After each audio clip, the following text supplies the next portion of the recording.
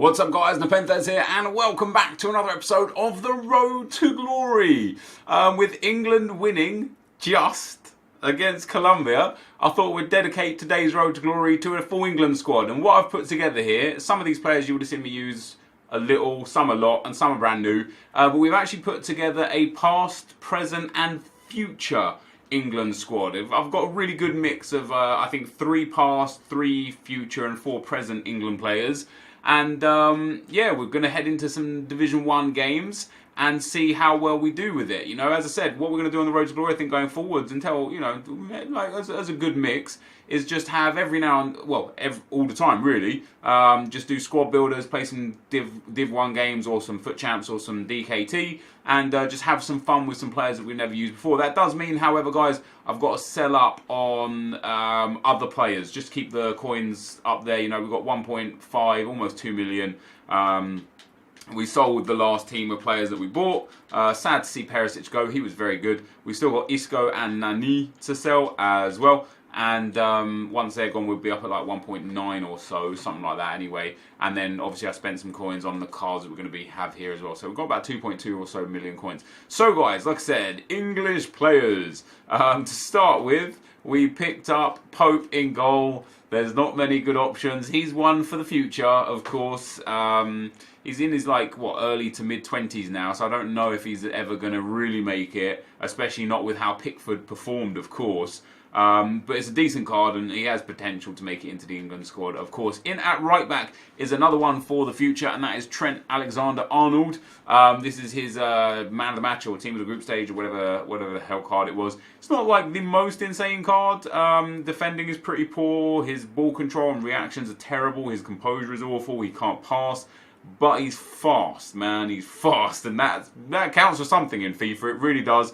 I do see him as a little bit of a liability in the squad, but another one for the future. And the other one for the future that we've got, guys, is going to be Moore here. So obviously from Reading, again, you know, what is he? He's like early 20s for Moore. Very fast, good defending. We played with him, as you can see, for 23 games already. Decent reactions, which I like. Well-rounded defending and physical. The shadow obviously boosts his defending up nicely, boosts his pace up really nicely. His strength and aggression are good. His reactions is good. His ball control not great, and composure not great, but he's very, very fast. And that again counts for something. And then to counter those 2 fast guys, we went and bought John Terry, 59,500 coins for him. 4-star weak foot, medium high work rate, 6'2", all brilliant. He's slow, man. And so me being me, I didn't even put a pace card on him, because honestly, what's the point, right? If he's going to be slow, he's going to be slow. Good reactions on Terry, good composure, immaculate defending and physical. In fact, a backbone is an utter waste. I don't even know why I've got a backbone on him. His defending and physical is so good anyway that you might as well put like an engine on him or something. I'm sure Nick would love that. But yeah, nice little bit of boost to passing for his short pass and long pass, which is always helpful. But actually something, probably engine would be the best for him. A little pace boost, even though I do still think it would be a little bit worthless. And then it would give him a nice dribbling and passing boost, considering how good his physical and defending are. That'd be pretty cool. So that is one of the past England players. Another one of the past England players is that Ashley Cole card that we picked up. I find it hard to get rid of this Ashley Cole card. I like it a lot. I like the stats on this card. Dribbling great, defending great, physical's good, passing great, shooting, you know, great shot power, great volleys, great pens, great acceleration and sprint speed. This is a good card, you know, it's a really good card. That obviously makes up, excuse me, our defence there. 3 of the future, 2 of the past. I've actually got 4 futures, and the other future that we're going to have in this squad is going to be Ryan Sessegnon. So obviously had a momentous season with Fulham. We'll be seeing him in the Premier League this coming year. It's going to be great to see what he can do. He's going to be our left mid. He plays at left back and at left mid, and he definitely has a very bright career ahead of him. And the young man is only 18 years old, so young, you know what I mean? Young. Wait, what did I say for more? Did I say he's in early 20s? Suppose he's what? Jesus, is he 25? He's in mid-20s? Damn it, Moore, maybe he's not one for the future. God damn. I thought Pope and Moore, damn, Pope's old. Pope old as hell. Pope's 26. I mean, as a goalkeeper, that's still young enough to be part potential future for the England team. For some reason, I'm old, man. That's the problem. I look at 93 and I think that's young. You know what I mean? I was looking at him, I was like, yep, 993, he's well young, great future. I was looking at Pope, I was like, 992, well young, great future. They're both in their mid-20s. They're old as hell. Ryan Sessegnon, definitely one for the future, let me tell you. Obviously, very nice card stats as well. You know, as a midfielder, he's got really good dribbling, really good passing, good finishing, good stamp, good jumping. He's very fast, high agility and balance. Is everything good. And then the last past England player that we've got as the third one is going to be Wayne Rooney. This is one of my favourite cards. I did want to go for his upgraded card. I know he's got a better version that is way better than this card.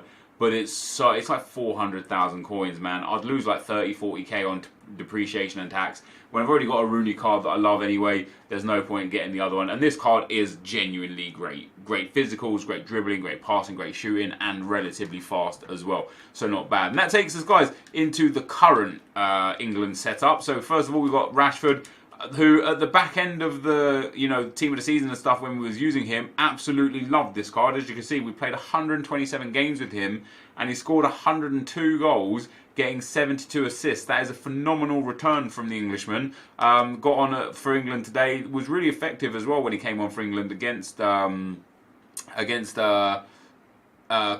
as well. And his compatriot in midfield is Raheem Sterling, who I feel like he's getting a little bit harshly done. I don't think he suits playing striker alongside Harry Kane in the actual England setup. I would love to see him either play out wide on one of the wings as a dedicated winger or in behind in that sort of Jesse Lingard role, which obviously is a bit difficult because Jesse Lingard's playing there and Jesse Lingard is doing great things. But we put in this path to glory Sterling as well. Very much potential for both of these to get upgraded, which would be nice. Sterling actually had a good game. He turned over the possession a lot. He lost the ball a lot. But when he got subbed off, England just lost something, man. Like his work rate, dropping into the midfield, coming, collecting the ball, linking up the play, and just the power that he has because of the pace and ability that he has, kept that Colombian defence pushed so far back because they were so worried that he could just get in behind like that. And when he came off, you noticed a massive difference in the way the game shifted. So even though he did turn over the ball a lot, he was a really impactful player in the game, and he fits into our squad as well. And then our last midfielder is Dele Alli. This team of the season card, very good. 36 games I've got on him. Obviously, he's an untradeable one for me. We packed him in one of those upgrade packs, actually. This is a really good card. Great passing, great dribbling, good physicals, good heading, good finishing, very fast. It's just a shame that he has a 3-star weak foot. Outside of that, that's very good. And then up front, we've got the main man for England right now, Harry Kane. I've gone for his team of the season card because even though he has a 96 rated card, it just seems kind of pointless to go and pick it up. And my God, is this card good. 6'2", high, 4-star weak foot, like perfect shooting, rapid, great dribbling, great passing, very strong. This is probably one of the most complete strikers in the whole game. He's a lot of fun to play with. So that, guys, is the squad that we're taking into Division 1. Let's go and see how it plays. Alright, guys, so into the gameplay we go. The first opponent we come up against has got a really nice 4-3-3 team. He's got the man of the match, Alexis Sanchez, 97, Suarez, Riyad Mahrez, David Silva, Sergio Ramos, Azpilicueta, and Ashley Young. Some great players. Kevin De Bruyne as SBC. And then, obviously, Zanetti and Costa SBC. And that, in general, is just a really, really good squad. Now, I've got some comments from the comment section, of course. The first one is from Marius. Says, when will you post New Star Soccer Manager? That, funnily enough, gets asked for the most and viewed the least. Not that that one's about the views. That's just because I actually love the app. We will have New Star Soccer Manager tomorrow. There will be at least 3 uploads of it. So it'll be about 3 30-minute videos. And maybe 4 or 5, depending on how long I've got and how much I can record of it. Because obviously for a 30-minute video, it takes me 30 minutes to record it. Probably takes me about 40 to 50 minutes to render and edit it because it's all live, not much editing needed. And then 30 to 40 minutes to upload it. So it's still going to take about 2 hours per video. So with all the other stuff that I'm going to have to do, I don't know how much we're going to be able to bang out of that one. But yeah, New Star Soccer Manager will be here tomorrow, and then after that we'll be doing New Star Soccer Manager once a week, but 3 to 5 videos a day as it. So it'll be the same amount of content as if it were like every other day or something. It will just be compacted into one day. So then you as viewers get the choice of either watching it all at once or spread out over time, because I know not everyone has several hours to watch all at once, and that's that. The next comment is from Plesioth. Hitboxes are great. Says Romelu Lukaku. I remember he had his player of the month last year. Him and Mertens and Hazard would be vicious. And yeah, there was a lot of people suggesting a lot of cards. In fact, through some of the other comments I got, he says, I know it's a bit much, 94 Torres. That card looks brilliant and probably be the last decent card he will get. Daniel Bauer says, you love team of the season, Ruben Castro from FIFA 16 Road to Glory. Myron says, well, we'll go to that one in a second, and we'll go to that one in a second. So yeah, there was a lot of different cards suggested. Some of them I liked. For example, Ruben Castro. I love that Ruben Castro card for two reasons. Number one, he was earned through the tournament thing, not the DKT, but the regular tournament that EA had back then. And he was very, very good in a Road to Glory where coins were super hard to come by. I don't know if you guys remember the FIFA 16 Road to Glory, but to get even 1 million coins was really tough. So when you could win a player like the Footies, Royce, Aubameyang and Konoplyanka, like that Ruben Castro and the Team of the Season Gonalons and other cards available, it was a blessing. And so the fact that he was winnable was great, and the fact that he was actually good was great, but I wouldn't use Ruben Castro this year because I don't think he has a good card. Like when people were suggesting cards for me to try out that I've loved in previous years, they at least have to have a usable card this year. Otherwise, if I just put together like a standard gold squad of cruddy players, I'm not going to have fun. And Castro's card is really bad. 78 pace, 80 shooting, 82 dribbling, and he's got only 70 composure. He's got no stamina, no strength, no aggression. And it just doesn't look like a card that I would really have fun with using. With that being said, there were so many suggestions like Romelu Lukaku, like Eden Hazard, like Costa's Player of the Month card that I used and loved, like Zlatan Ibrahimovic that was recommended a lot. And in that sense, I do sit here and think, yeah, it would be cool to... What I'll do is I'll go through and I'll try and build a team of players that I loved and see if I can get good cards from those players. It's alright if one or two are bad cards. Like Jesse Rodriguez was a gold card that I used and loved, and Jesse this year still has a gold card from Stoke that's not even that bad for a gold card, like a common gold card. 83 pace and 80 dribbling, which is probably, his dribbling and shooting are a bit worse than what's his name, but he has 4-star, and yeah, he's got low composure, low stamina, low strength, but because he was always just a gold card anyway, just a base gold card, this will be a card that will be like, hey, let's throw him back in. But for some of the cards, it would be nice to go, you know, basically, as long as we've got a team that's got like 6, 7 or 8 really good cards in of players that we used, I don't mind building a squad like that. One of the biggest issues is there's very, very few defenders that I remember loving over the last few years. One that sticks out to mind for me is Seamus Coleman's Team of the Season card, or the Red 84 that we use and stuff. And again, Seamus Coleman just doesn't have a card. You know, he's got an 81 rated right back card that's slow. It wouldn't be fun. We also used Hector Bellerin's SBC card. Now, Bellerin actually has an 84 rated inform card, so we could use that. Wouldn't necessarily be too bad. But yeah, I would have to go and figure out the defenders. You know, obviously we used Footy Smalling, which was quite good. We used Chris Smalling in general for a long time. But yeah, what I'll do is I'll go back and look at some of my teams and just try and pick out some of my favourite players from those, and also some of the comments that you guys left in the comment section for other players. And for example, like the Fernando Torres, to the guy that said, you know, it might be the last card that he gets. Now, it might be the last good card that he gets in terms of regular card, but I'd be very surprised if he doesn't get an icon card somewhere down the line. Maybe not necessarily FIFA 19, but maybe FIFA 20 or something like that. I'm sure he'll get something, and I'll, you know, that would be pretty cool for me, eh?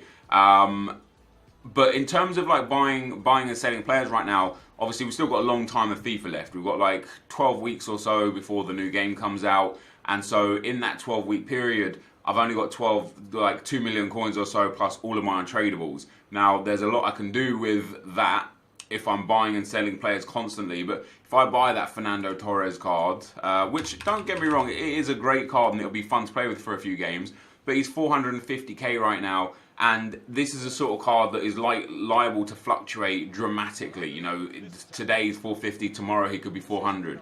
And then with also the tax loss of like 20 to 30,000 coins, I could end up losing like anywhere from 30 to 50, 70, 80,000 coins just for playing with this guy for one video. And that 80,000 coins is enough to buy another incredible card to have fun with. So I just want to make sure that I'm smart with my coins over the next few months, because if I just keep buying and selling these huge players, I'm going to lose so much on tax, regardless of depreciation. I'll lose so much on tax that I'll end up running out of coins, and I'll be stuck with the team.